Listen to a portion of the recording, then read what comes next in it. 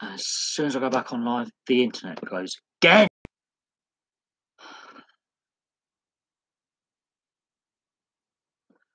Right, we've had about 9 attempts at live streaming tonight, and it's getting really annoying that the internet keeps going. Do not get BT a broadband internet.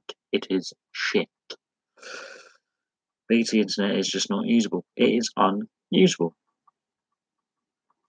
Anyway, we're going to try and persevere because nothing works. Nothing works. Nothing. Let's see what you're doing.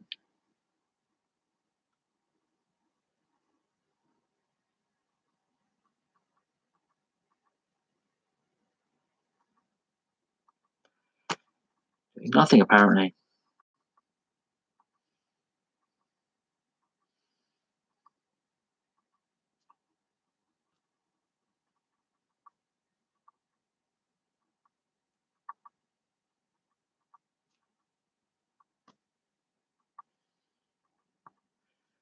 Just unusable internet. Okay, Steve Smith.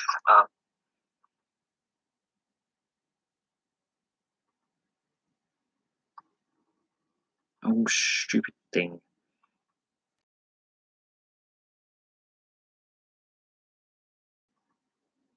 Now this isn't working. BT. No, sort of believe it. No, bye.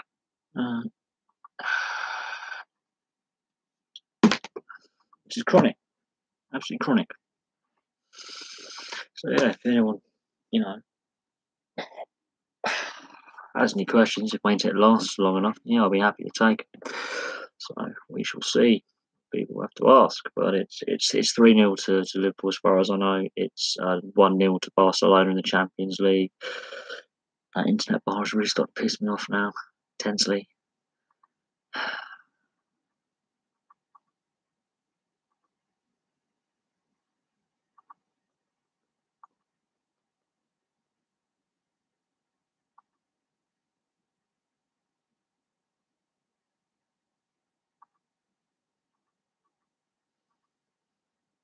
Oh no, it's attempt 10, not 6, 10. Really, really don't get BT internet ever. Avoid it. It's absolutely hopeless. Doesn't do what it says it does. Their service is appalling. Simple. Do not get BT internet. It is not worth the hassle.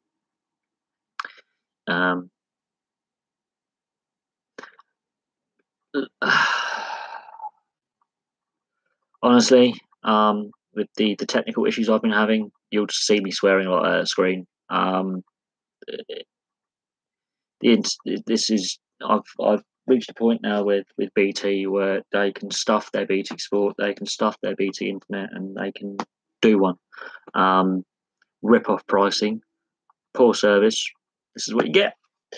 That stopped doing it now. Again, phone's gone, so I can't check any of the scores. Yeah, the internet's just a rip off. Absolute rip off. And my internet is not getting any better. No, internet's not working at all. Really, it's shit. And if I'm brutally honest, I've had enough of being ripped off. But hey, throw us your sports questions and we'll. I don't know how my friend's got Sky and it is completely useless. We go around his house, someone rings the home phone, you answer it, the internet doesn't work for a day. That is his internet.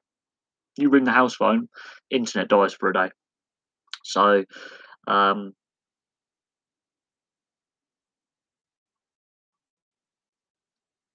that's that really. I have to try and move this laptop, I think. I'm gonna have to move where I'm sat. Otherwise, I don't think we're going to be able to finish this live stream unless I move. I definitely want to have to move rooms because that means moving a hell of a lot of shit out of here. And oh god,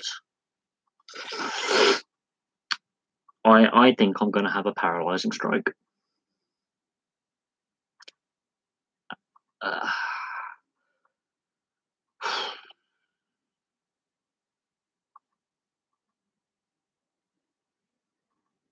I'm going to have to move rooms. I think I'm going to have to. this internet is just not working. I've had no problems all week, and then tonight, nah, not going to work. Absolutely useless. BT is useless. Don't get it. Crap.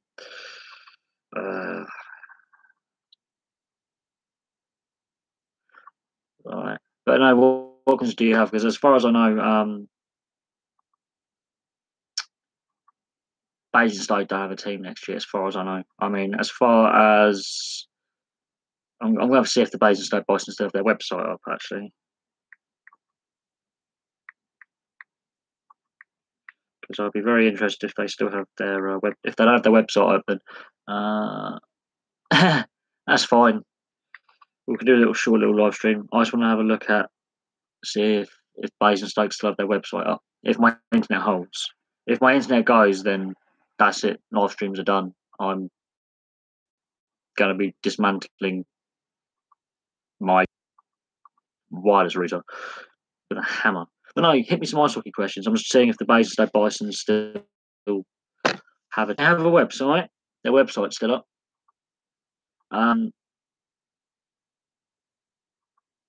No, they still have their website up. Well, it's trying to load. I don't think it will. But no, Basingstoke Bison's website is still up, so I'm assuming that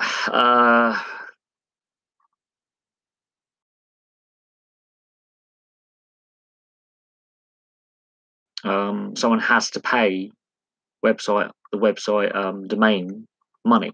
So that's probably a supporter based one. They seem to have recently updated it, so I can't see.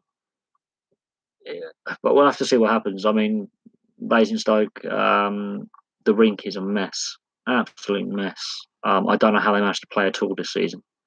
I honestly don't know how Basingstoke managed to play any games this season at all. I'm going to have to move where I'm sat, so this could be an interesting movement. We are going for a walk. We are moving the laptop. There we go. No, internet's still bad. Right. We're moving the laptop. Oh, shit. We are moving because my internet has decided to stop working. Okay. Right. We're moving. We're moving. In we go. In we go. We're going in here. Right. Okay. We are doing live stream from fucking shit. My God. Okay. Bear with me, I have to get my charger.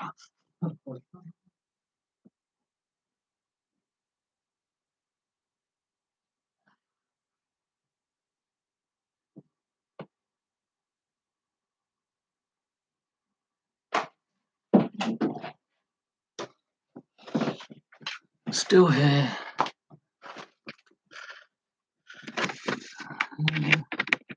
We just had to do a little tactical move. That's all we had to do. Just tactical. Just tactical. There we go. How about that? Yes. Right. Nothing has worked. Nothing has worked tonight. We've had to move. That's it. That's plugged in.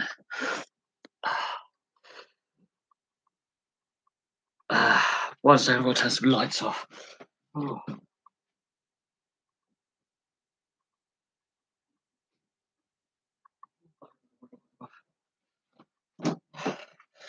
Right, I'm back.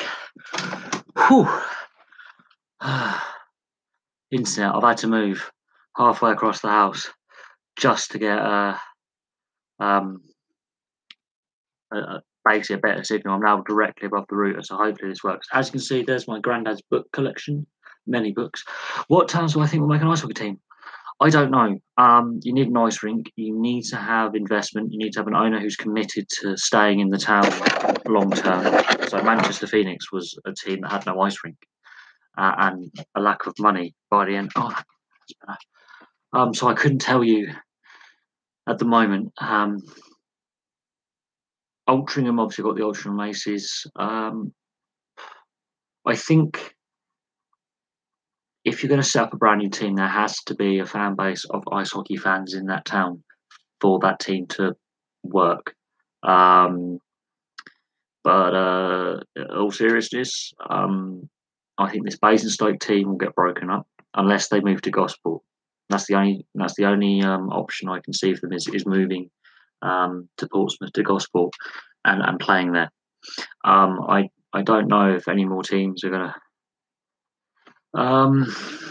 Oxford City Stars were going to go up anyway because I believe there was meant to be a promotion, and I think maybe Chelmsford or Slough. But apart from that, I couldn't tell you. It all depends on what happens with the whole Basingstoke situation.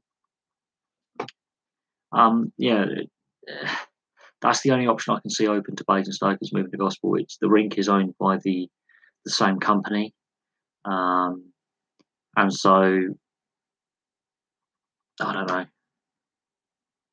And that also, yes, that will happen.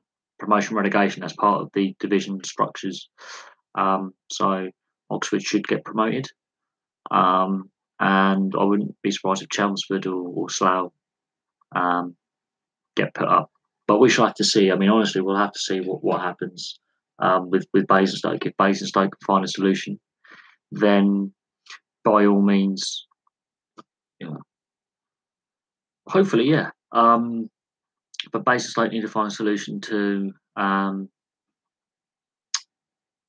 their issues. And until Basingstoke do find a solution, then it's going to be very, very difficult for them to continue. I'm going to see if my internet wants to work on my phone now. I doubt it will. But let's check the football scores quickly. Live score. One. But no, the Basingstoke issue is one of the big issues at the moment. Oh my, oh dear. I agree. My phone should have had these updates. Barcelona beating Roma 3-0. Liverpool still beating Man City 3-0. Wow. Yeah, they'll most likely end up in Gosport. That's my opinion on where they will end up. They're owned by Planet Ice. It's the nearest rink in Hampshire. Winchester was meant to get a rink in a couple of years' time, and then they could end up in Winchester and be the Hampshire Bison. I mean, I think the team have been badly treated by the rink owners in Planet Ice and by the various leagues they played in. Yes, Gosport has a team. The Solent, I think it's the Solent Devils. I think Gosport has a team. They have a rink. They have enough ice time to allow Basingstoke to be able to play. But I think if Basingstoke move down there, the Buffalo are done for now, and they'll have to revert to being a youth team. It does all depend though. But Basingstoke have been let down by rink ownership and the local council. And the leagues, the various leagues they've played in, this situation has been going on for a very long time in Basingstoke. Very, very long time the situation's been going on. And they've been failed by Planet Ice, Basingstoke Council, and the various league structures of how they got to play. That the state of that rink this year was atrocious. And it's only going to get worse. It'll be almost unplayable next year. It'll be to the point where it's unsafe to use. Planet Ice is not doing anything to repair any of the problems, so I can't see Basingstoke having a long-term future unless a new rink is built or they move the team completely to a town that will build a rink. Maybe. Absolutely. But we don't know. Every season's like this. I've been watching British ice hockey since before you were born. I've been watching British ice hockey since I was 3 years old, which was in 1992, 93. Every postseason is like this. It seems now these days. Every year there's a team in crisis or a league in crisis. And it'd be great if these teams came up, but they will not be on the same level as the teams that have been in the higher levels. They'll get slaughtered. They'll do a Cardiff and pretty much lose every game. And that's not entertaining. and that's really soul destroying. And then it just becomes a cycle of failure. But no, British ice hockey is in a bit of a mess again. I don't know if the Edinburgh Capitals are going to be in the Elite League next year. They have an uncertain future. Um,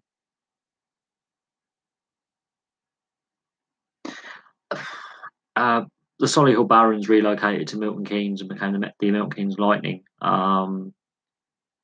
Relocations happen a lot in North American sport. So if you start following the NHL properly, you have to learn the history of each team, and a lot of teams have relocated in the NHL from city to city.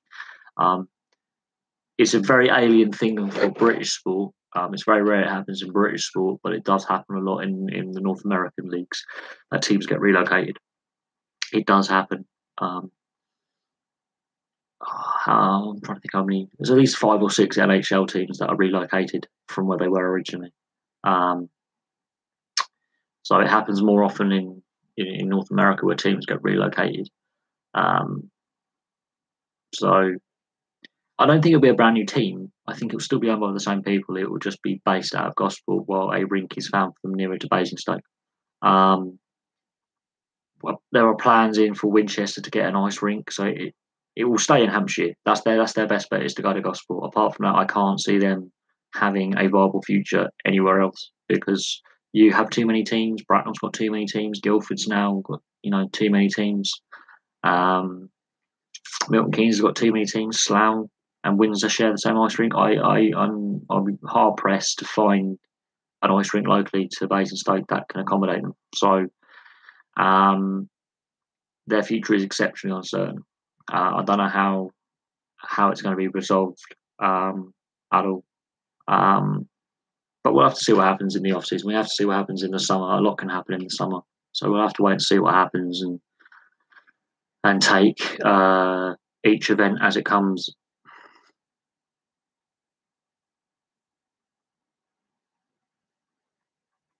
We'll see. We'll have to see. We have to be very, very careful with speculating. There are rumours that Edinburgh have money problems. They have struggled this year, but they are rumours. So we have to take them, as the saying goes, with a pinch of salt. Let's be very, very careful how much we read into that. But the Elite League is healthier now than it's ever has been. It's big. It's grown. So maybe, but bear in mind you've got the reserve Swindon team playing in Division 2, so you've got to work out a fixture list where it won't clash, and if games overrun, you've got to think of the away fans as well as the home players. And Wiltshire is not Hampshire, and will the Basingstoke fans be willing to travel half hour just to see home games? Travel costs have to be considered in this.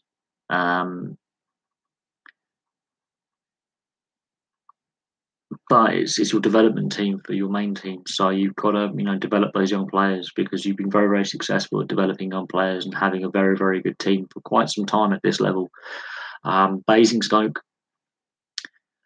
we'll have to see what happens over the next couple of weeks and couple of months, and we have to see because the season tickets for Bracknell get put on sale in June, July.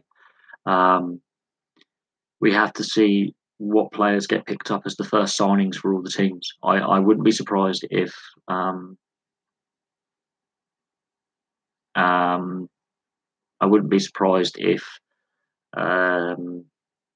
Basingstoke's team is not able to field a team, and the Buffalo and the Basingstoke Bison, both teams, go defunct, and people pick them up.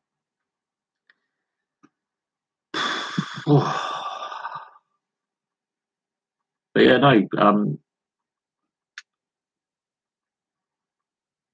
But no, Swindon, you guys have got a very good team, and I wouldn't be surprised if Basingstoke.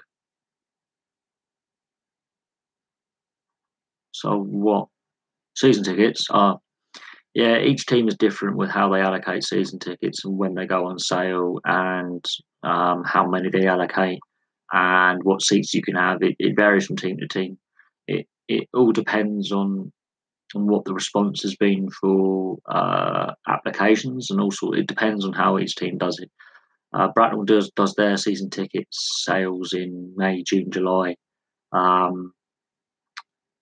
and it does vary from team to team when they put their season tickets on sale and when they announce their signings and their team and everything going forward. So that's where with Basingstoke we have to wait and see what happens every day, every week. But I'll be hard pressed to see them compete in the league next year. Their rink is not suitable. I don't know how they managed to play any games this season on their ice rink. It was an absolutely it was in an atrocious state. It was really poor when I went there. It was freezing inside. The seats were all broken. It was in a real sorry state. But it's interesting that you've already sold your season tickets for next year before the season was over, and that surprises me a little bit. But every team's different. Every team has their own way of doing things.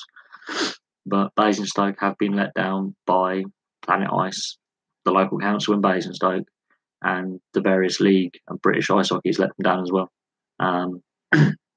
And it's a shame because they were a very, very good team. But they've got some good players. I wouldn't be surprised if they all get snapped up pretty quick. But yeah, anyway, you got any other questions? Season ticket, season not so right, okay, that's interesting. That's very interesting. I know Bracknell system's a bit different. Hence why I never get a season ticket, because I'm not. If I can't go to every game, what's the point of me getting a season ticket if I can't be there at every game? It makes no sense. But every team's got their own way of doing things and their own way of doing it. I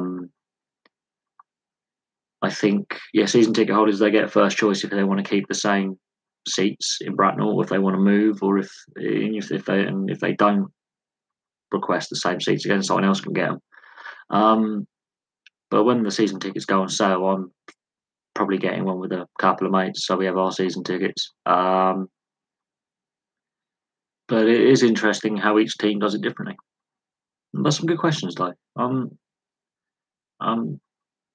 You seem to have, in 3 years watching the game, picked up a lot on the game and understand the game quite well. So hopefully next season is a good season for both your team and my team. But we have to see what happens. The council apparently watched all the Barcelona game. Yeah, well, here's the thing. It looks like they were underselling because a third of the rink was shut. Basingstoke Council have got to realise that this is an important part of their community, and it's also an important part of the league it's in. They've been a very successful team for a very long time. They've played at the highest level in British ice hockey. They've played in the second level of British ice hockey for a long time. The fans are exceptionally loyal, and hence why there's that guy who does the podcast Banners on the Wall. The council must have heard how many people have complained, and also, away fans, us who are not Basingstoke Bison fans, we want them in the league. We don't want them to go bust, because it means we have less revenue as well. It's our biggest selling game of the year for tickets, is when we play Basingstoke. We get more people coming to Basingstoke Bracknell games than Wildcat Bracknell games, because it's actually slightly closer. Basingstoke was to go under, we suffer, the league suffers with ticket sales. If the council don't want to do anything more for them, they'll just get voted out and replaced with councillors who will. But that ice rink seriously was in a terrible, terrible state, and how they managed to play a whole season this year on a rink in that condition, it amazes me. I've never seen an ice rink so bad and so badly run. IPL. Yes. It is good to see more English players playing in the IPL. I'm also quite interested to see how Tom Curran does at Kolkata Knight Riders as a replacement for Mitchell Stark, who's injured. I want to see how he does. He's a very talented young fast bowler, and he went to the same school as me, and he shares my surname. So I'm very interested to see how Tom Curran does as well. Um, I think this year was a test season. What goes well with the D1 next season will be one of new teams. From what I gathered from the last minute change to the league structure, there'll be no relegation this year, but a team will get promoted up. So that will be Oxford. If Basingstoke don't form a team for next season, then that makes it completely screws everything. But the league is desperately needing Basingstoke to compete because Basingstoke fans travel very well, and we sell a lot of tickets. I'm assuming you guys will sell a lot of tickets for when Basingstoke play at your place. So we need Basingstoke to survive. No Mark Wood as well. Yeah, no Mark Wood's a good player in cricket. I'm trying to answer two questions at the same time. I'm surprised by how many English players have gone to the IPL this year. So we have to see how they do. And with what's happened with the Australian ball tampering, that's really made it really interesting.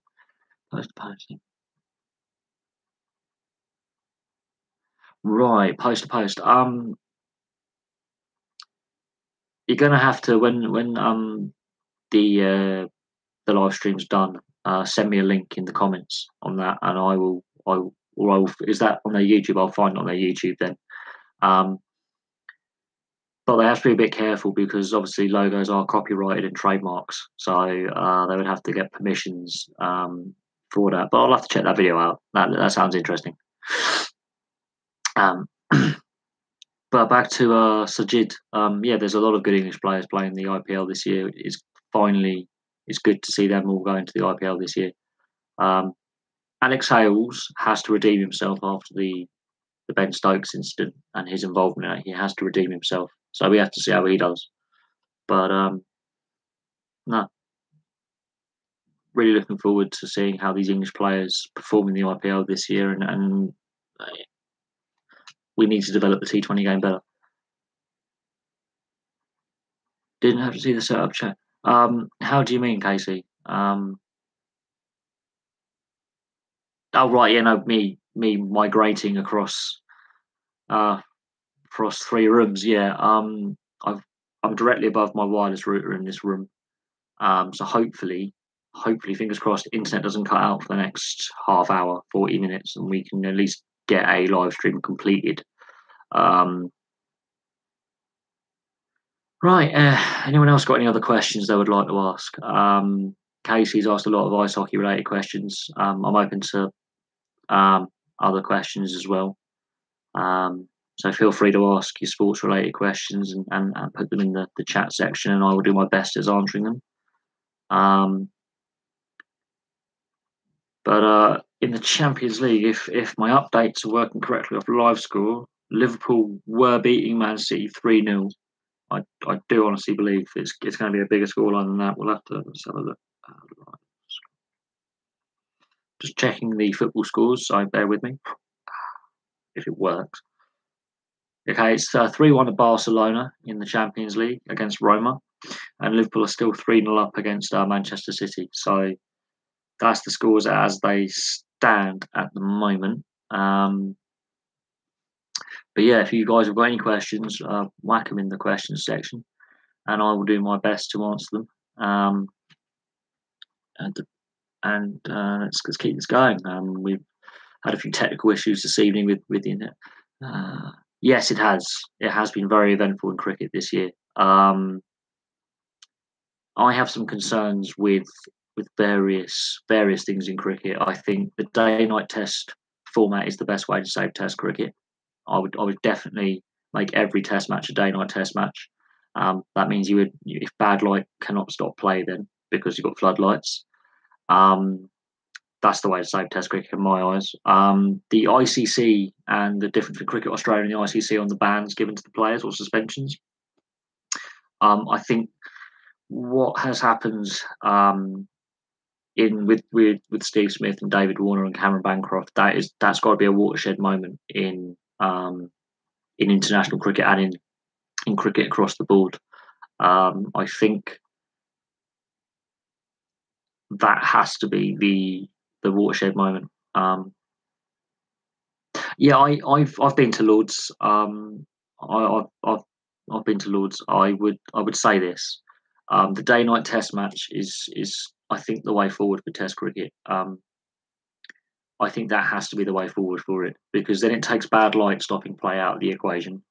Um, it means that the TV timings would be better for when people because they start later in the day. More people will be able to either watch at the game or watch on TV. I think day night test matches are the way forward. Um, T20s and it does. It's in its early stages, but I do think the format is the way forward. Whether they go to the white ball like one day in T20 cricket could be the way forward. The IPL does very well with the white ball at night time. I understand that the pink ball does have issues, so the white ball may be the way forward. Um, and we shall have to see. But the day-night test section of it, when the pink ball or the white ball, the red ball, depending which ball they go with, um, is adopted, then I can see it working better. But a bowler's got to, it doesn't matter what ball the bowler has to bowl with. He has to, you know, work with what he's got. But it is interesting. I understand there are some issues with the pink ball not reverse swinging or out swinging as good as a standard kookaburra or a standard. I can't remember what the English manufacturer is. The standard test ball swings and wears differently, but the pink ball, I think, it is a very interesting color they've chosen. I think the white ball would have been the better choice to go with. Personally, myself, it works very well. The white ball works exceptionally well for T20 and 50 over um, um, versions of the game. I wouldn't put the power play into Test cricket. I would keep the full one days, and I would keep the T20s and I would keep T20 as they are. Um, but with the day-night Test match, it's down to the ball. That is the issue. Is the ball? That's the one problem. I'm getting a bit annoyed though with some of the elder statesmen of cricket who are against the day-night Test match because they complain about the times it's played and things like that. Every other sport hosts their major sporting events starting in the afternoon to the evening. It's prime TV time. It's prime. More people will be off work and available to watch. I do think though that the pink test ball they've got for day-night Test matches, they need to work out the process of how they colour the ball. I think and how the ball was made, but um, um, but yeah, I have Casey. I have got a few videos on that, where I do show all my ice hockey stuff off. Um, you'll have to look through my playlists for that. But I do have my jersey collections and my merchandise collections. They're normally my subscriber specials or jersey. I've got a couple of videos on my jersey collections. I think they're under the other sport playlist if you um, want to watch them. Um, but going back to the okay, red button, ice hockey playoffs. Thank you very much. Let me just write this down. I'm taking notes. I love the way it's only on red button only, and it's not on the main channel. So hopefully the red button will have it because this is BBC and their sports coverage is not the best.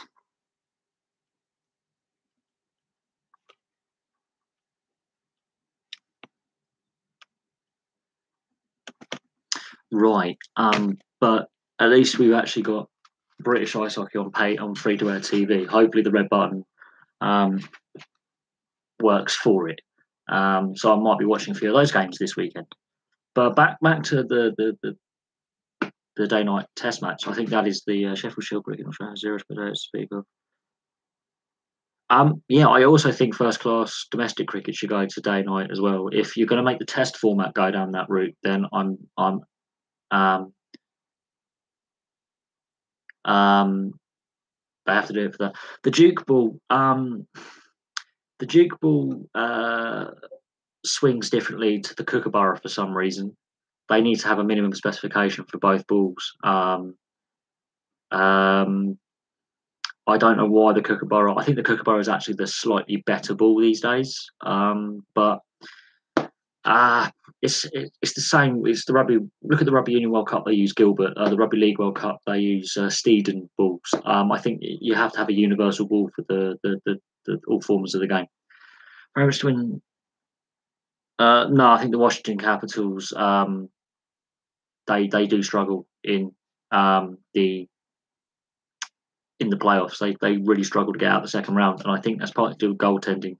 Um, Braden Holtby does get tired and fatigued a lot, and he's been struggling this season at times. So they really need to hope that Grubauer can. Grubauer's been playing well, and I think Grubauer will steal a lot of starts off Holtby. It all depends on their goaltending, I think, and their depth. They've lost a bit of depth of the Washington Capitals in the NHL. They're not as strong as they were last year and the years before. We have to see how they do. Yeah, no, the Liverpool score is still 3-0. The Barcelona Roma score is 3-1. The Elite League playoffs, Casey, that means I have to go on my phone and my internet has just started to work. So I know Cardiff, Nottingham, Sheffield, Dundee, Guildford. I think it's the top 8 in the Elite League go up into the playoffs, Casey. So if you go on the Elite League website, you will probably find who finished where in the regular season. But no, back to the Duke ball or the Kookaburra. The Duke ball is the older ball. It's been made for a long, long time. Kookaburra is obviously the Australian manufacturer. I do think possibly we need to go to a universal manufacturer for cricket balls, but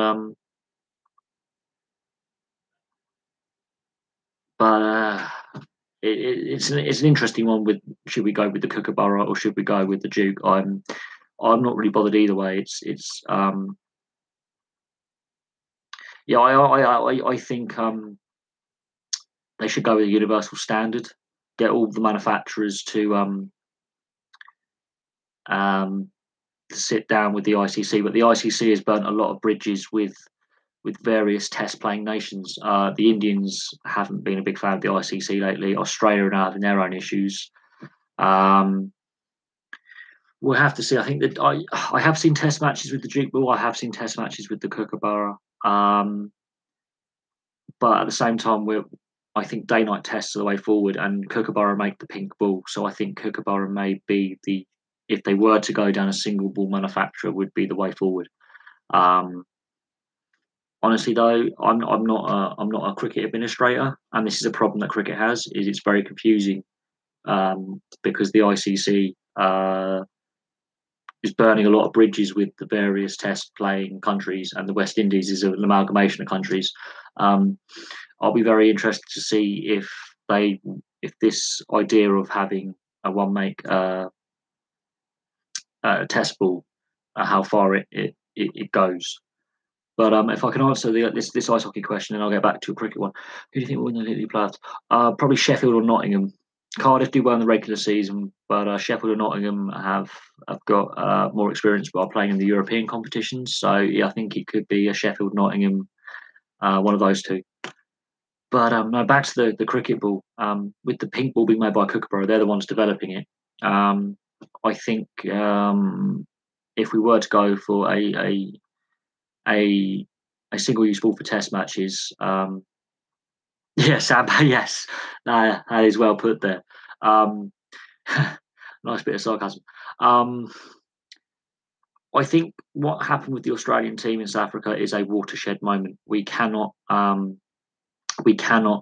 continue with what's been going on with ball tampering, but at the same time, with ball tampering coincides alongside spot and match fixing.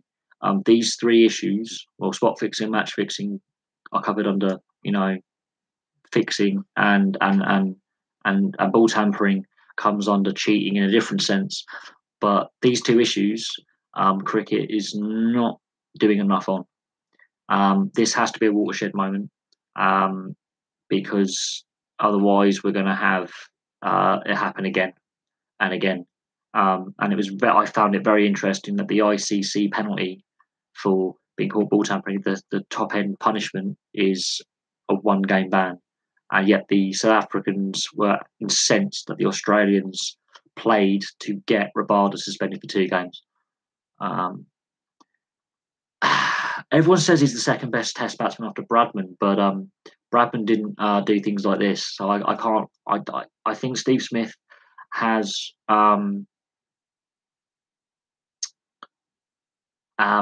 Steve Smith has. I don't think he was mature enough to be captain of Australia. I don't think he had enough authority to be captain of Australia. David Warner is clearly the one who's been pulling the shots for Australia. I mean, the leadership group. I found it very hard to believe that Lehman and co weren't aware of what they were getting, what they were doing, and more has kind of come out on what happened in South Africa in Cape Town. A lot more will come out. So we'll have to see what is said, because Steve Smith's released a statement in the last 24 hours saying he is not going to challenge Cricket Australia's decision to ban him for a year. So he's taking full responsibility for his actions. Cameron Bancroft has done the same. David Warner has not said anything since his rather staged emotional press conference. I know a lot of people are having sympathy for these guys. I have very little sympathy for these guys. Bancroft I have more for, because he's the younger player, and he's been led astray by his more experienced leaders. But something is very, very wrong here. That is a bit more than just three players tampering the ball, because to do that, the bowlers would have had to have known that that was a plan. And I can see the bowlers not being happy with this plan, and they went ahead with it anyway. I can see there's more. There's something going on deeper here. I've done a few videos on this subject on my point of view of it, and I will say this: a lot of people have had a lot of sympathy and are trying, want to, forgive them. I find it harder to forgive, as I've in my lifetime, and I've seen the Hansi Cronje match fixing scandal, and one of my favourite Indian cricketers, Sreesanth, has been done for match fixing and banned for life. So, for me, as a cricket fan and as someone who has played the game at school level, this has to be cut out of the game. Well, the thing is, they're going to win the league at a canter. And the primary goal for every club in English football was to win the league first and foremost, if you're in the chance of winning it. But Jesus Christ, I did a live stream earlier, and unfortunately, my live stream connection, my internet failed. But they were torn apart at Anfield in the league a couple of months ago, and Jurgen Klopp has told his players to score as many as possible because away goals are crucial. Man City have no away goals, so the second leg is going to be very, very tasty. I don't think you can surely fire Guardiola at this point. I'm not a fan of sacking managers. However, Man City, since Sheikh Mansour has taken over, has had a lot of good managers, and they couldn't get the best out of the Man City squad. And the issue with Man City is money doesn't always buy you success. Man City took a long time to win their first trophy under Sheikh Mansour's ownership. They went through Mark Hughes, Stuart Pearce, Sven-Goran Eriksson. They've had Mancini in charge. They've had who else do they have? They had the one before Guardiola, Pellegrini, whatever his name. I think Pellegrini. They've had a lot of world-class managers who've won trophies at the highest levels, and they have struggled in Europe every time. They struggle in Europe regularly. This is a problem for them. I don't think you can fire him for a Champions League exit because of how well they've done the league this season. If this happens next season and they're not doing as well in the league, I mentioned Mark Hughes. If this happens next season and they're not winning the league by a canter, then it's a different story. They've won one piece of silverware this season, but they got knocked out the FA Cup by Wigan. So cup competitions, they have struggled more than in the league. The cup is where they've been shown up. All the cups is where they've been shown up as having issues. How I manage all these sports? I do it on a nightly basis, Sajid. I do it on a nightly basis. This is why I love my live streams. I'm not focused on the one sport. This is why my channel, I think, is unique in what I do. And I enjoy talking about all sports. There are some sports I don't know as much about, and I'm happy to learn new things. But yeah, Mark Hughes as well. Yeah, he had the funds as well, and the players. It's up to the players. The manager can be Guardiola, but Guardiola, bearing in mind, Guardiola got a fairly inherited a very nice Barcelona squad, and but this is what annoys me about some of these world class managers is that they haven't had to coach with no budget, with a small budget and a small team. This is why I prefer Jurgen Klopp over Guardiola, because he got SV Mainz promoted from the Bundesliga 2 to the main Bundesliga, and so he's had to play and manage in the lower leagues. This is why I say a difference between Guardiola and Klopp. I think Klopp is the better manager. He's maybe have less silverware, but I think he's the better manager because he's had to work with lesser money, lesser players, and with a fan base that doesn't expect. I think I personally wouldn't fire Guardiola for struggling in the quarterfinals of a knockout tournament. They haven't shown up tonight. There are weaknesses there. I think they've actually made their defence weaker than stronger. Even though Dean Michaelis wasn't the quickest, he had a very good spatial awareness, Dean Michaelis. And I think getting rid of Zabaleta as well was a mistake. And Vincent Kompany's not fit enough. So their defence is a sieve. Yet no one seems to realise that the defence is their main weakness, and their goalkeeping. Guardiola's obsessed with having a sweeper keeper, and it doesn't always work. So there are flaws with Guardiola's tactics that are there, and not enough teams exploit them. But Liverpool, Klopp has worked out because of Guardiola's time at Bayern Munich. Klopp has worked out Guardiola's tactics quite easily. He knows what Guardiola is going to do. Guardiola doesn't have a plan B. He doesn't have that vicious tackling defensive midfielder. He doesn't really use that kind of player. He has had them in the past, but he doesn't like using them. He seems to be afraid of tackling, I think, just Guardiola.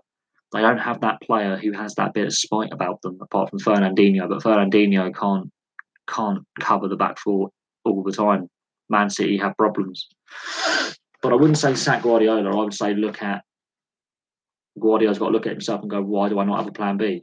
Because his arrogance is his undoing.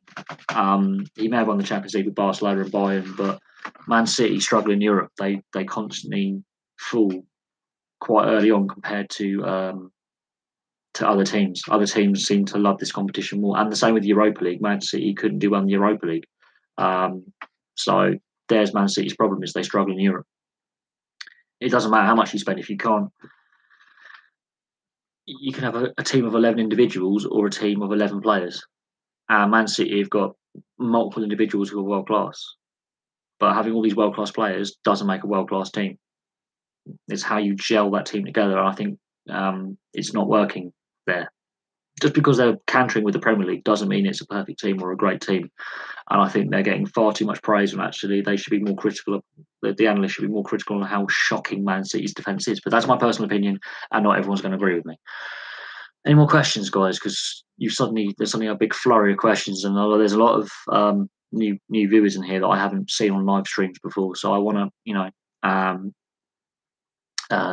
give you all a chance to post your questions, because I think my voice gets a little bit dull and monotone after a while and would send everyone to sleep, and I don't want to do that.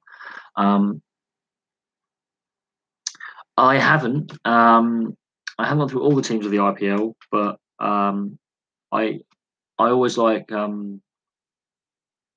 always have a soft spot for the Kings 11 Punjab.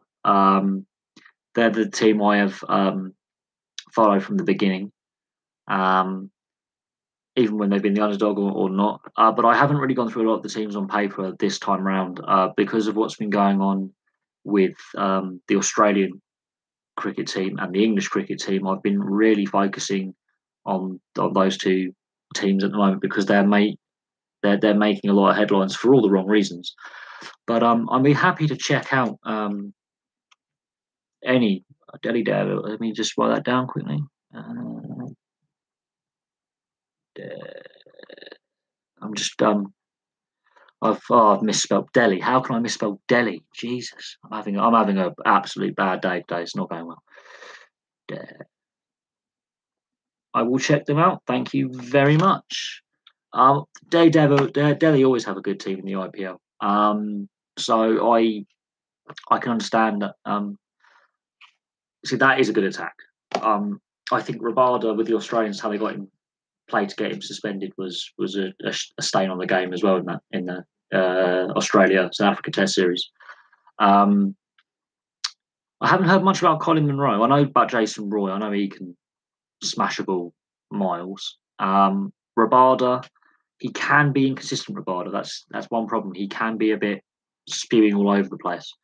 But again, when you have a lot of these star players, you may have a great team of individual players. It's whether you can get a team to buy in as a unit and go to war with each other and for each other.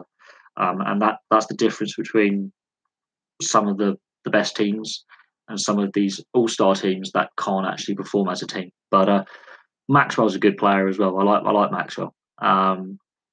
And Jason Roy, I've seen him play for England, and he's got a fair bat on him. But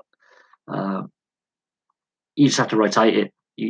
That's how it's going to be done. They've signed these players to be depth. They're going to have to rotate who in the 4 overseas players is going to play and who's going to be rested.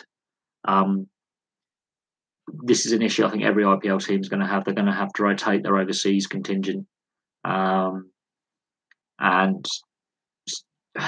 it all depends on how the opening rounds go. And if any injuries come up, and they're going to have to rotate it. It's going to be difficult. But the IPL has that rule in there for a reason. It's there to develop the Indian players, and the IPL has been going for a decade. And some of the Indian players have been found through the IPL who've gone on to get into the main Test side and into the main one-day side and the T20 international sides. In that sense, it's been good. But the IPL does have issues, though. But there's a reason why they limit, 4 overseas players for your starting lineup.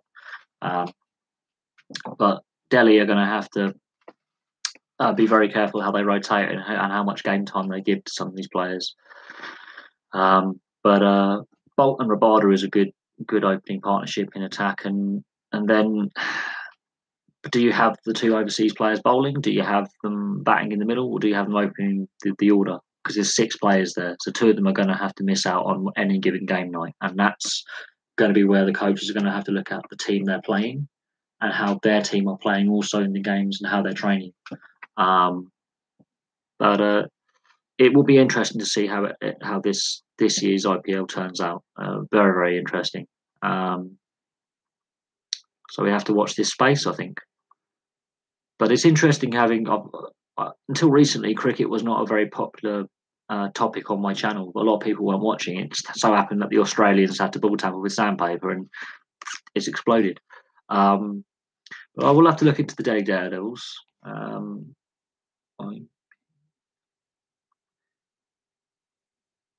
But yeah, those are some good points there. I'm going to have to look into some of this stuff. I'm going to have to look into the IPL squads and have a little look, see what we can do with that. So thank you for bringing some things up. That's some things for me to research in the next couple of days. Right. Oh, okay. Let's see this. IPL happen. Well, here's the thing. The ones that were caught cheating have been Smith and Warner have been, removed by their sides for this year. Mitchell Starc had to pull out because of injury, which was picked up in the South Africa series. But those Australians that haven't been, there are many Australians who don't play in the Test side who play one days and T20s. There are a fair few Australians who are in the IPL. They have to be very, very careful, though. Yes, the IPL does have an issue where there are allegations of match fixing, spot fixing, betting issues, etc. And obviously, the Indian fast bowler Sreesanth, who is now banned for life, and I believe went to prison. There is always the issue of match fixing in the IPL. So we have to be a bit. The IPL has to be careful. There's been a few scandals around the IPL in its 10-year existence, I wouldn't say they won't have any Australians, but there are Australians in the IPL. A lot of them don't play for the Test side. They are purely T20 cricketers, or they're all round. They play all three forms of the game. It was funny for me when Rajasthan Royals, who came in after Italy, was the first. But yeah, I find that interesting. The Rajasthan Royals. I'm not 100% familiar with what happened. I understand there was some kind of match fixing or something with the. Yes, we've had to move rooms. We had a few technical issues in the other one. Um, I do find it funny that the Redstone Royals were very quick to ban Steve Smith or fire him. But yeah, Srisanth, I remember that. That was the last time that the IPL was free to air in the UK. So it was about 3 years ago. Um, the IPL now is on pay per view sports in the UK, but I remember when Srisanth got banned, and yeah, Srisanth, he was my favourite Indian fast bowler. He was him and Srisanth was my favourite Indian fast bowler at the time. Um, he had that attitude about him that he was a bit of a figure, an icon, a cult figure really. But no, what he did was absolutely stupid. Um, he deserves never to play again. He brought the game into disrepute.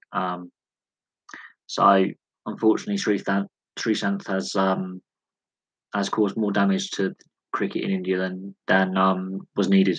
But yeah, Rajasthan Royals. That I did find that ironic that when they did, drop Steve Smith for cheating when Srisanth, one of their players, was a cheat. Hello everyone. Yes, IPL used, yeah, it was on ITV for about 6 years. I'm annoyed that BT Sport and Sky are you know buying up everything. It's really annoying. Um, the Oxford City Stars getting promoted to the National Division One. It was already going to be planned before the season that the winners of the Division Two would go up to the Division One South to balance out to 10 teams. The fact that Oxford City Stars were the best team and they've won their playoffs or they're playing their playoffs. So we'll have to see. Let's have a look. Match fixes, yeah, no, match fixes are. But India and the Southeast Asian betting markets, a lot of criminals have a lot of money invested in match and spot fixing, and there are many documentaries, and some of them are in my liked videos list. It is deeply concerning how easy it is to bowl no balls. I can remember the Pakistan England Test series in 2010 when the Pakistanis were caught fixing a match, and we all know what happened with that series. Pete Taylor. I've never met Pete Taylor. I wouldn't mind meeting Pete Taylor, but I've never met Pete Taylor. Um, Casey, with the ice hockey, I do think they need to. I am aware that a team will come up. Um, okay, right.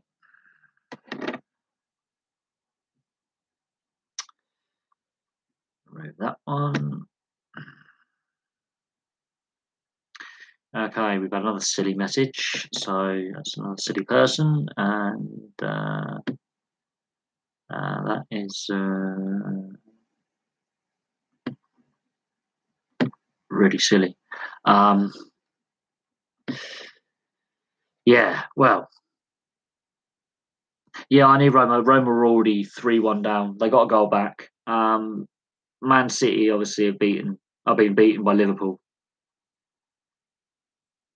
Yes, okay. See, the league website is not the best updated at times. They are getting better as the year's gone on, as the season has gone on. They have got better, but bearing in mind they've got to govern 4 separate small leagues in the league structure, and they've got to govern the women's game and the youth game. There's a lot of information they've got to keep updating regularly.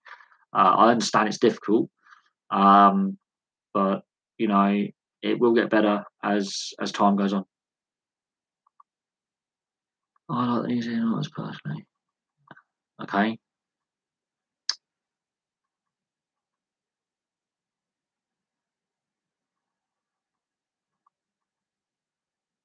right. We've got some silly boys on this lobby now.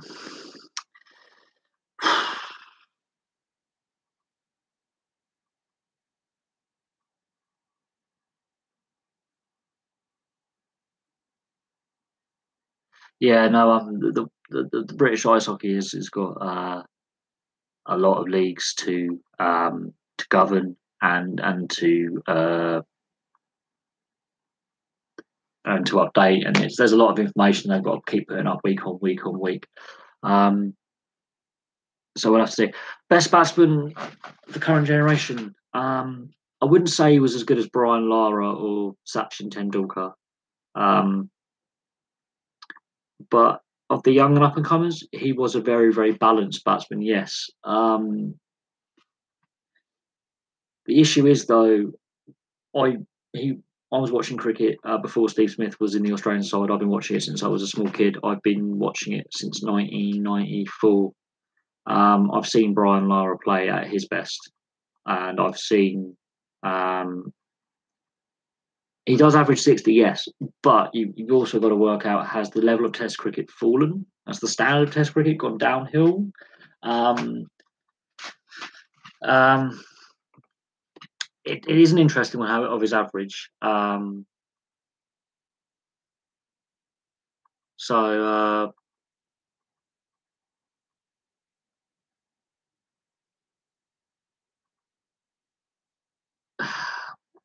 I think of this current generation, he probably is the best batsman right now. If he averages 60, but at the same time, as Test cricket declined in the last 5-10 years, I don't think he is as good as Brian Lara or Sachin Tendulkar. I think they are still better than him and will be better than him. He's the best Australian since Dob Bradman. Yes, of course. I would definitely say he's better than some of the other players. I would rather play cricket, you absolute. And yeah, bye bye. Uh-huh.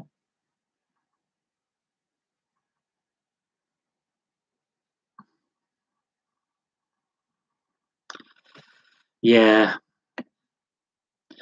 Right, we're going to have to get rid of some of these idiots, I think.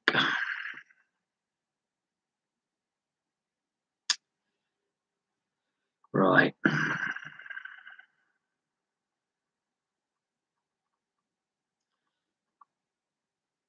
course, there's always a couple of idiots, aren't there?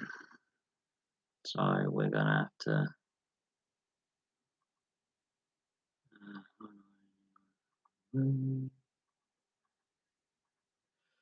There's always a couple of fucking idiots in there.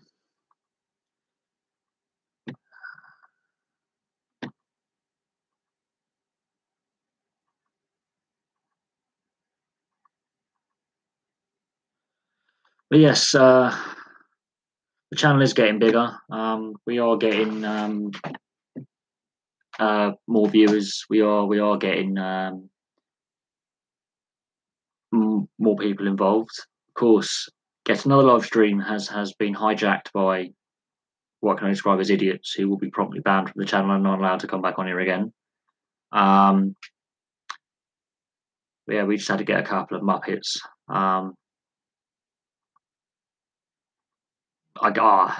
But yeah, any more questions? Because it's because of traffic cones. When builders and roadworks taking place, because of the Sheffield uniform, it's bright orange, and traffic cones are bright orange. That's why they're called orange cones. It's an insight. I don't understand why Sheffield decided to go for a bright fluorescent orange kit when the Steel Dogs, the other Sheffield team, go for a grey colour. But it's one of them. It is one of them. But I know we've had some good stuff tonight, considering that the live stream was a bit chaotic to begin with. I'm back. I'm playing poker. Good luck to you tomorrow in your poker tournament. I wish you the best. Good luck. And also enjoy the game in Dundee on Friday. So good luck to you. But yeah, no, the channel has grown immeasurably in the. Oh no, Viv Richards, he was brilliant. He was absolutely brilliant. Viv Richards was a very, very good batsman. Yes. Obviously, he was before my time. But I've come across. I've seen some very, very good batsmen. I've seen Ian Thorpe play. I've seen Trescothick play. 8 people on the table. Seriously, good luck to you. I hope it goes well. And let us know how you do, mate. And I wish you the best of luck. I really do wish you the best of luck on that one. Virat Kohli, he is exceptionally good in the shorter formats of the game. Sometimes his attitude can be questioned of where his head's at. Is he after winding up the bowler? Is he after winding up the opposition? But when it comes to shortened formats of the game, he is absolutely brilliant. But but then again, of course, you can't disconsider people like AB de Villiers, another brilliant batsman, who can score runs quickly. There are so many good batsmen in the shorter formats of the game. But Virat Kohli, as a guy who can play Test cricket, one days and T20s, he is by far one of the better, if not one of the best, ever to play the shorter formats of the game. But the only way you can really judge someone is after they're retired, and then compare them to someone who played at the same time and look at the numbers. But for the way he plays the game in the short format, he I would quite happily have him in. If I was a selector, I would quite happily select him. Okay, let me just write that down. A stat comparison. I can do videos on individual players and how many games they played, how many hundreds, how many 50s, and look at their individual stats. Stats aren't my strength, I will admit that. It would be fun, yes, but it's not my strength. Maths was never a strong suit of mine. It's a failing of mine, I will admit. But I am happy if someone requests me to do a video on, let's say, Graham Gooch or Jimmy Anderson, and I look at their bowling and batting figures. I am more than happy to do a video on a player and look at their career history and dissect their career. You see, Sachin Tendulkar is in that bit just after Viv Richards. So to compare Sachin, I'd have to compare Sachin Tendulkar against someone who was his comparable, which would be Brian Lara. I would happily compare Brian Lara to Sachin Tendulkar. Brian Lara was a bit more explosive. Sachin Tendulkar was a bit more measured in his play.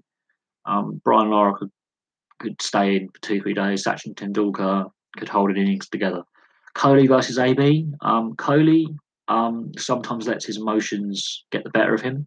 AB de Villiers is surprisingly calm when he plays high risk. That's the personal comparison between players. Because I never saw Viv Richards actually play, I cannot comment on Viv Richards. I never saw him play the game. I know he's a legend of the game, but oh yes, oh yeah. But then at the time, wearing helmets wasn't compulsory; it was advisory.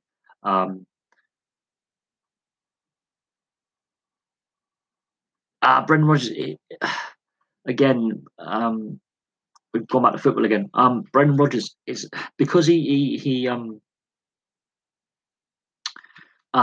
coaches at Celtic, because the league is so easy for him. He's going to win a trophy every year without fail.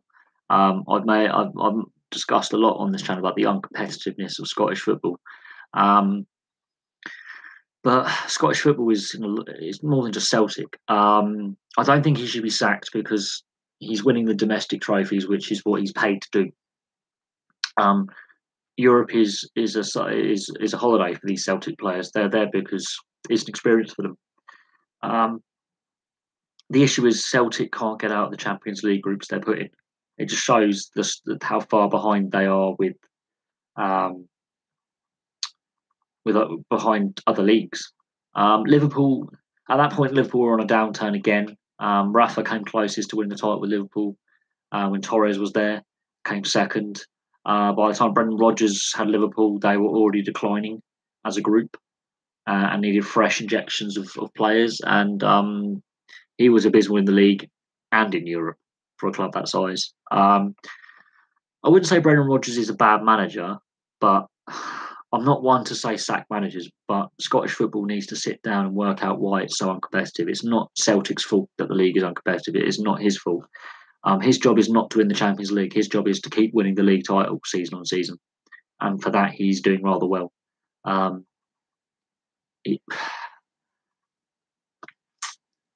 We shall have to see what happens with Celtic and Scottish football in general. It needs Aberdeen to challenge Celtic more. If Aberdeen can win the Premiership next season, then yes, sack Rodgers. It makes it more interesting. Then the issue is Scottish football players, Scottish clubs can't keep hold of their best players, and they have to sell them, and they can't compete in Europe. So they are becoming more and more uncompetitive year on year. It's not just Celtic; it's the whole of the Scottish league structure. In Europe, it's not his job to win the Champions League. To get out of the group, I think, would be a successful year for Celtic, and they haven't done that for a while. But if they were to get out of the league and go far in the Champions League, that would be a success story. If they were to get far in the Champions League next year, that would be a success story. If they would get to the knockout stages, I think that is a success story. But no, any more questions? Because I'm going to go offline in 20 minutes. 15 minutes. So we've got 15 minutes more left of the live stream, and then I'm going to call it a night because we've had some technical issues. I don't want to risk fate and have more technical issues. But it's been a good live stream apart from those couple of idiots that we've had to remove. So yeah, any more questions, guys? Because it's been a really good live stream tonight. And for those who joined late, I've had some technical issues. I've had about 5 or 6 attempts trying to get the internet to work. So hopefully, fingers crossed. What is it on? It's on Facebook Poker Championship. What time is the tournament on?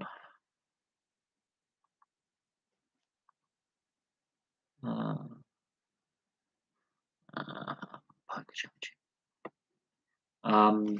The reason why I think there was such a reaction around the world is because the Australians claimed that they were holier than thou, and that they were above things like this, and they played to get Rabada banned, and that the Test series in South Africa, all 4 tests, it was a very heated Test series. David Warner was pushing about. I mean, David Warner is, as I think, he's one of the most hated cricketers ever to play the game, and it's not because he's a good player; it's because he's an arsehole. I think it reached a point where people knew that this Australian team were not holier than thou, and they were actually one of the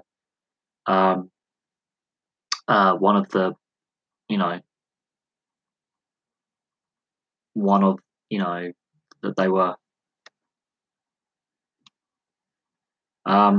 I will allow that comment to go because it's not as bad as the ones that those idiots were doing. It's basically because the Australians present themselves like, we're above all this, we don't cheat, we don't condone it, we are exemplary ambassadors, when actually they were some of their sledging was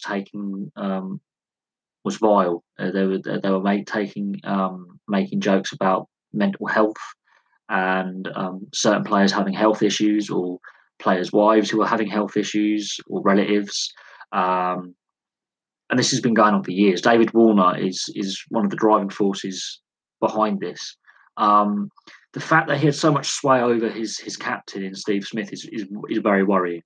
Also, Australian cricket, Michael Clarke gave an interview. He's given a few interviews, and he basically stated the structures in Australian cricket changed halfway through his time as captain. So he replaces Ricky Ponting, Michael Clarke becomes captain, and halfway through his captaincy, the structures from captain reports to coach reports to Cricket Australia changed to a performance director, and then there was a personnel director, and then there was a media director, and basically there were so many layers put in between that the team weren't properly supervised. The respect shown to the opposition was not there. The respect shown to the game was not there. And yeah, it's because of what Unbelievable Greatness says. They were claiming that they were superior to all others and that they weren't cheating. and that they were the ones saying that Pakistani players should be banned for life for cheating.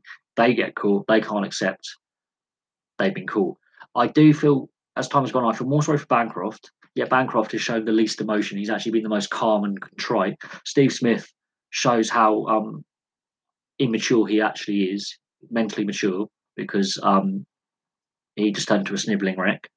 Admittedly, like you can see, he's sorry, but he didn't have the mental fortitude and the mental maturity to be a leader. And David Warner's a coward because he's given one press statement. He milks it as much as it's worth, um, and he said nothing. Whereas Steve Smith and Bancroft have said, we accept our penalties that have been given to us. We accept our punishments from Cricket Australia and our punishments from the ICC. We're not going to challenge that. Warner's said nothing apart from his crappy little press statement. Warner is one of the most hated sportsmen ever. There are sportsmen who divide opinion and who are controversial. There are those kind of sportsmen. But David Warner is something else. He's not very well liked. He was the player who punched. Who did he punch in that bar in the 2013 Ashes series? I think he punched Joe Root in the head. No, Joe. Yeah, David Warner was in normally the cricket teams, either their opposition, they will mingle and have meals together, and they'll meet up, and they will do media conferences, and they'll do charity drives together. David Warner punches Joe Root in a pub in 2013, so he's got an issue, and has had an issue for a long time. I don't think he plays cricket at any level ever again. I think he's done. I think he's absolutely done. But Australian sports has so many bad headlines over the last couple of years that this is just topping it. And notice not a single person is talking about the Commonwealth Games. Not a single person.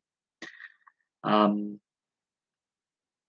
Commonwealth Games is not. But the question is, are you going to push on that? No, Steve Waugh was a very, very well respected player. He was very well respected by the opposition. He was well respected by his own teammates. Alan Border, I don't think you would want to push him over the edge because he would probably turn around and slap you.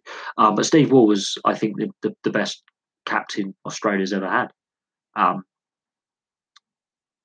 Ricky Ponting was a good one. Michael Clarke. Steve Smith, I don't think was mentally tough enough, as shown by his what's happened to him. He completely fell apart in that press conference. Completely. The first press conference they give when they get caught cheating, he lies. I think what's happened there is the lies they told at the first press conference has made it worse for them. If they told the truth at the first press conference, they probably would have got lesser bans from Cricket Australia, and they probably would have been treated a lot nicer by people. But I'm of the opinion that they did it. They have to take. They sowed the wind. They got to reap the whirlwind from it. They sowed the seed. They've got to harvest it. That's my opinion on it. But here's the thing. It's happened. Every team's done it. I'm not saying England haven't or India haven't. Every team has done ball tampering, but it's the way they went about it and how obvious and blatantly haphazard they were about it that it makes me wonder if there was not the words match and fix behind ball and tamper. That's my worry, is that David Warner is being very coy about what he's saying, and he's saying more will come out in time. I wouldn't be surprised if there's allegations of match fixing. I'm very surprised allegations of match fixing haven't been thrown at this Australian side. It is what it is.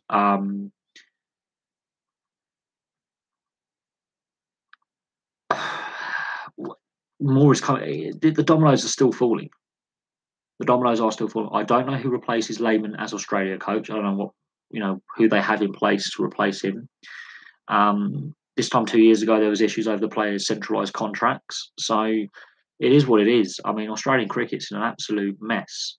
It's not at the Sheffield Shield people aren't going. There's a reason why people aren't going to see Sheffield Shield matches anymore, and it's because the national side has lost touch with the fan base, and Cricket Australia has lost touch with the fan base. It's not necessarily.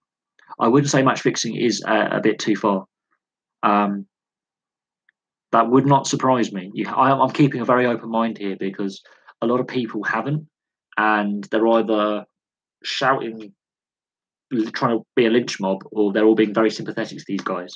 I'm sitting on the fence and going, with what I know about sport and what I've studied about sport and what I've seen, and the documentaries I've seen and the books I've read and the evidence I've seen, it would not surprise me with cricket, especially this Test series, which was where Australia were useless. They lost 3-1. They completely buckled in this Test series. This Test series, they were shown up to be not as good, and this is even in the first two Tests as well. When the series was 1-1, they weren't being shown up to be good enough. And for this team that had smashed England, an English side, which, bearing in mind, had smashed South Africa in the summer, I don't know. I'm just saying match fixing or spot fixing or some kind of fix, to me, is an option that needs to be considered and looked at. And the betting patterns for that entire Test series has to be looked at. It's just my opinion. I'm coming with an open mind. Um, but with the Commonwealth Games too far away in Gold Coast, it's not that it's too far away in Gold Coast. I think they haven't advertised. They haven't advertised the. Oh my god, we have a. Oh my god, another idiot. Okay, right. He's got to go. Unbelievable. The Commonwealth Games being in Australia, they haven't advertised it very well, and that's an issue. And it's another troll on the live feed. Oh, we've had a lot tonight. I think the way it hasn't been well advertised, and it's not a strange time of year to have the Commonwealth Games. It is, bearing in mind, in Australia, it's late summer and it's early spring here. So we have to bear that in mind. It would be.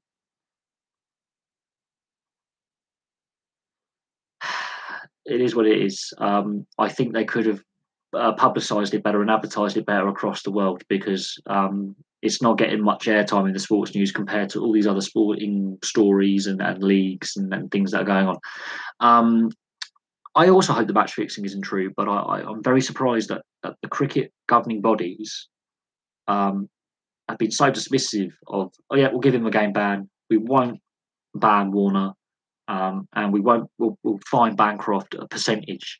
When Cricket Australia have come down going, yeah, we're going to be strict. I understand what you're saying when it is like, but match fixing has been in cricket for a long time, and every time a scandal breaks, it seems to shock people when it shouldn't. Hello from England. How is Italy? I hope Lazio, good team. But the thing is, with corruption in sport, it is there. It is a cancer that is not going away. So when I do hope it isn't true, but I'm keeping open minded. And what I'm finding very, very interesting is all these apologists for them going, "Oh, it's okay, we've all done it. Oh, I think this has gone too far now." To do it when they did, I find it very strange that your two best batsmen, when your three best batsmen are tampering a ball without telling your bowlers they're tampering the ball, when you're still in the game. Warner, Smith, and Bancroft on their own could have actually, batted their way out of trouble. And it is what it is. It's okay as long as we've had a few idiots tonight on the live stream. I hope I'm only going to be staying on for another 5-10 minutes, but if you have a question, feel free to ask it. I will be happy to answer. Happy to answer. I've got books on F1 and the Olympics and various sports. I've got loads of books on cricket, but corruption in sport is a thing that's not going away, and I'm just keeping myself open-minded. I find it very, very surprising that Cricket Australia have banned the players for a year. ICC bans one of them for a game. I find that really, really funny. Mitchell Starc is injured. That's why he's pulled out of the IPL. He's not been involved in match fixing. He is injured. That's why Tom Curran's replacing him. But I find it strange. If I can answer Jake's question, you have a chance tomorrow. Yes, you do have a chance. Every team in a knockout game has a chance. So I wish Lazio good luck tomorrow. From me, Mitchell Starc is injured, and he is he's pulled out the IPL through injury. So Tom Curran's gone to Kolkata Knight Riders, but the sandpaper. He wasn't fully fit at the time anyway. He was struggling with this injury he's got that he's pulled out the IPL with. But I find it funny. The excuse was used, and I play cricket a lot, and I follow the game. And I know a lot of ex-cricketers at lower levels, and I've got mates who play the game. If that is how he's been swinging the ball without just shining it, then it raises questions about the whole of every Australian win for the last 5 years. What I find interesting is in this Test series, they lose 3-1 when they beat England 4-0 a couple months before. An England side, bearing in mind, that battered South Africa in the summer. I find it mad. Cycling. Wiggins and Froome. Wiggins is no longer a cyclist. He's now a rower. Wiggins is no longer cycling. He's now rowing. But Chris Froome, I don't know how he's allowed to compete because 2 other cyclists in the past have had less of the asthma medication in their bloodstream and have been banned. Chris Froome is a cheat in my eyes. The evidence is there now. I follow a few other channels who are more cycling based, and I've communicated with them and I've sent messages saying that this is my view on it, and they're more and more sceptical as days go on.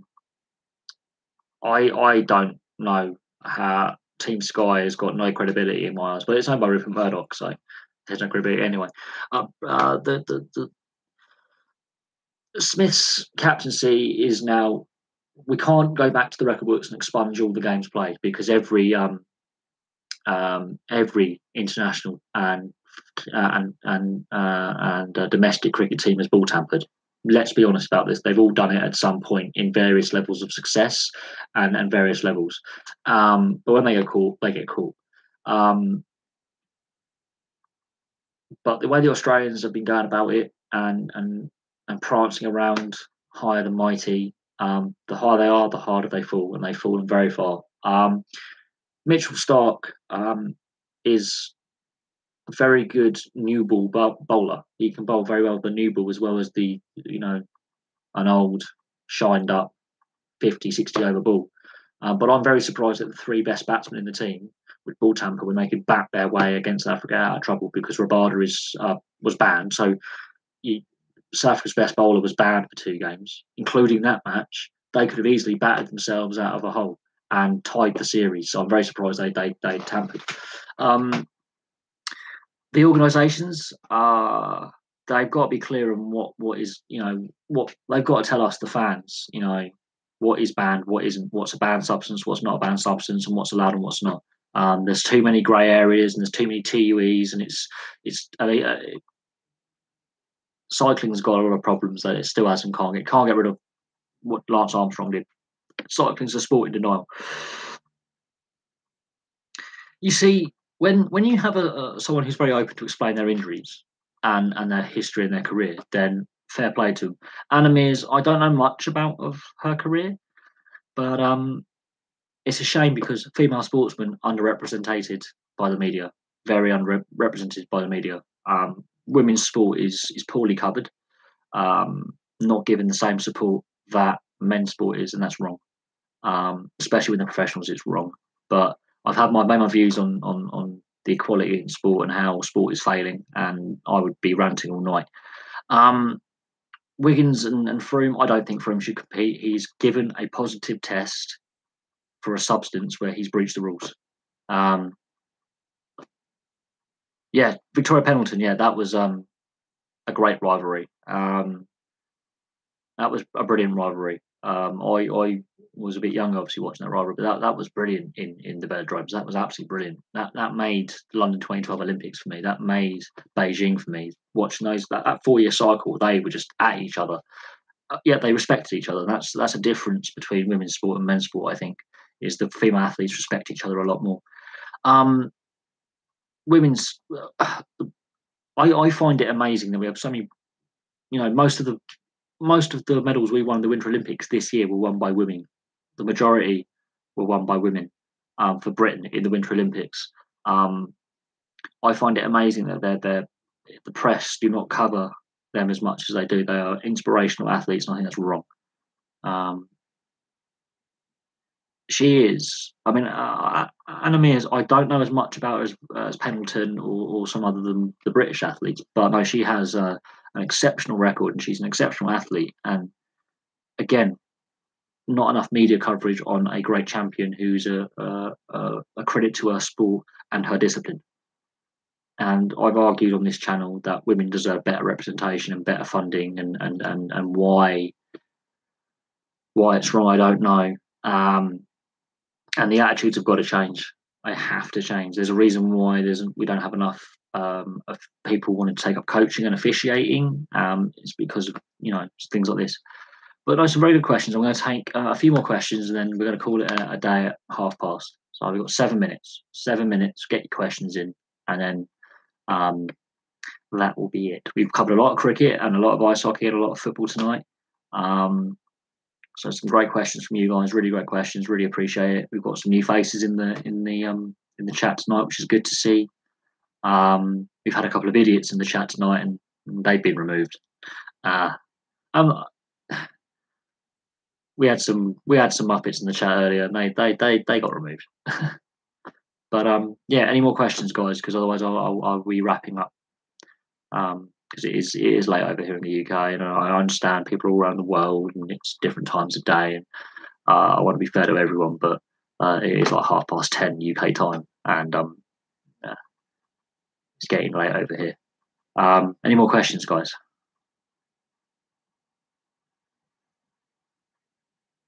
No more questions? Alex Hales. Yeah, no, Alex Hales got called up. And replacing, Warner. Alex Hales had his own issues with Ben Stokes when they were involved in that fight in Bristol in the summer. Still got to be resolved. So again, I think cricket rewards bad behaviour where it doesn't take a firm enough line with players who misbehave. But Alex Hales is a good batsman. He needs to redeem himself after what happened in September last year with Ben Stokes when they got involved in that fight outside that bar. Ben Stokes has still got to face his trial date, yeah. So I'm very surprised that Ben Stokes is allowed to play Test matches in New Zealand and is allowed to play in the IPL when he's got a trial for assault. The closest team to me is Coventry Blaze, because I live just west of London. I live not too far from Guildford, so I live in Bracknell, which is 20 miles from Guildford. So Guildford Flames is actually my closest Elite League team. If I want to go to the Elite League, but I have an ice hockey team in Bracknell that I watch. So unfortunately, I can't catch much Elite League. But the Coventry Blaze is actually closer to me than Nottingham. But Guildford's my closest Elite League team. Right, any more questions, guys? Any more? We've covered a lot of ground in an hour and a half. Normally, that's a lot more than we normally cover in a live stream in 2.5 hours. So, technical issues aside, we've had a lot of good questions tonight, and we've covered a lot of topics. And Ben is your best. Ben's, for me, he's one of those sporting figures that is very controversial. He is an all-rounder, yes. But he hasn't been able to bowl in New Zealand in the Test series. He's buggered he's either got a hand injury or a side strain, so he hasn't been able to do the bowling. He's an all-rounder. Every team needs one, but Moeen Ali is also an all-rounder. Ben Stokes, however, did actually. Kevin Peterson is a different thing. Kevin Peterson didn't assault someone. Ben Stokes has got a court appearance coming up, and I feel that it is wrong when someone has legal issues such as that, where he has to clear his name, because he could go to prison in this country for what he's done, even if it was in self-defense, is what we believe. Kevin Peterson's a different kettle of fish. Kevin Peterson was a massive egotistical arsehole. He wasn't good enough. I mean, the South Africans who developed him said he had a lot of issues with teammates, and then he wasn't a team player. So he got banished from the South African setup, and because he had English descent, we picked him up. Yes, he won. He played well for us as an English batsman. He did, but he was exceptionally difficult to work with. Every player has basically said he was a pain in the arse. You're going to get characters in every sport that divide opinion. He did have a lot of talent, yes, but his attitude at times and his ego and his lack of respect for others. I don't have time. Personally, for me, I didn't say. I mean, Stokes. The video footage speaks for itself, but that's only a small snippet of what we've seen. Trial by media is exceptionally dangerous, and that's why I like our legal system. Um, but he was on international duty, so he broke. I don't have anything against sportsmen having a drink and being sociable and being down to earth, the fans, and getting back in, and being approachable. I have no problem with that. The issue was he was on international duty, and there were still two one-day internationals left in that series, and he's out on a bender, and he gets in a fight. If it was the end of the county cricket season and he hadn't been selected for England and he wasn't going on the Ashes tour, by all means, I wouldn't have a problem with him, um, being down to be down to earth and being open, engaging the fans, and actually wanting to enjoy himself. What he did was he's on international duty. He had too much to drink and then got in a punch up. That's his own fault. He now has to face the consequences of his actions. The thing is, English cricket's had an issue in the last 20, 30 years up to the present day with poor team discipline. It's the same in rugby as well. It's not just cricket that English sportsmen have a problem with or British sportsmen have a problem with booze. It's across many sports. I think after Freddie Flintoff's Pedalo incident in the World Cup in I think 2007, 2008, 2009 in West Indies, that had to be a moment where the culture of the team changed, and it hasn't. The fact that Hales, Stokes, and I think other players were out drinking that night in that bar, that says a lot about the team discipline not being at the standard it should be. I'm not against the players having some downtime, but he clearly was drunk enough to have not realised his own strength, and he shattered a guy's eye socket. As far as I know, he actually smashed a guy's face in to the point where the guy needed reconstructive surgery. Whether the guy started it or not is another thing. And this is where the tribal media, we have to be very careful. But he shouldn't. I don't think he should be playing while this trial hangs over his head and this court date. I don't think he should be playing. But that's my personal opinion. He went on the Ashes tour, didn't play, but he was still set on the Ashes tour even though he didn't play. I don't understand that whole thing. I think the whole situation's been handled badly by the ECB, and but it's not the only bad story with British sport. I mean, the Scottish Rugby League team had 3 players sent home for being too drunk to fly from New Zealand to Australia for their last group game in the Rugby League World Cup. So English cricket is not the only international team or the only team that has a drink culture in the UK or in sport in general. But there we go. Right, and it was too close to the Ashes. Yeah, I agree with that. He hasn't fully recovered from that hand injury. He actually broke his hand in that fight, and I think that's the injury that stopped him from bowling against New Zealand these last 2 Test matches, where we've been shown that we need that extra bowler or that extra all-rounder because we dropped Moeen Ali, which I thought Moeen Ali can still bat even if he can't bowl. If his bowling's gone a bit, let him bat. The ECB has to review itself. We've drawn 2 tests and lost 4 this winter. Out of 6 tests played, we've won none, drawn 2, and lost 4. That's not good enough. Anyway, I'm going to leave that there. Thanks to everyone who participated tonight. Thank you very much for everyone who asked questions and was involved.